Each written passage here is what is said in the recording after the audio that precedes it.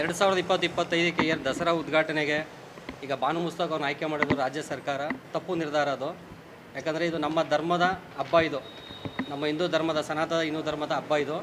ದಯಮಾಡಿ ಸರ್ಕಾರ ಈಗೇನು ಅವ್ರನ್ನ ಉದ್ಘಾಟನೆಗೆ ಆದೇಶ ಕೊಟ್ಟಿದೆ, ಅವ್ರನ್ನ ಹಿಂಪಡೆದು ಬೇರೆ ಯಾರೋ ನಮ್ಮ 7 ಕೋಟಿ ಕನ್ನಡಿಗರಲ್ಲಿ ಯಾರನ್ನಾರು ಆಯ್ಕೆ ಮಾಡಲಿ, ಬೇರೆಯವ್ರನ್ನ ಆಯ್ಕೆ ಮಾಡಲಿ. ಆಮೇಲೆ ಇದನ್ನು ಮಿತಿಮೀರಿ ಅವರು ಉದ್ಘಾಟನೆ ಮಾಡದೇ ಆದರೆ ಅವರ ಧರ್ಮ ಅಂದರೆ ಏನು ಇವತ್ತು ಕುರಾನಲ್ಲಿ ಅವ್ರು ಇವತ್ತವರೆಗೂ ಓದ್ಕೊ ಬಂದಿದ್ದಾರೆ, ಆ ಕುರಾನೇ ಸುಳ್ಳಾಗುತ್ತೆ. ಮೂರ್ತಿ ಪೂಜೆ ಇಲ್ಲ ಅನ್ನೋದು ಅವ್ರು ಇವತ್ತವರೆಗೂ ಹೇಳ್ಕೊ ಬಂದಿದ್ದಾರೆ.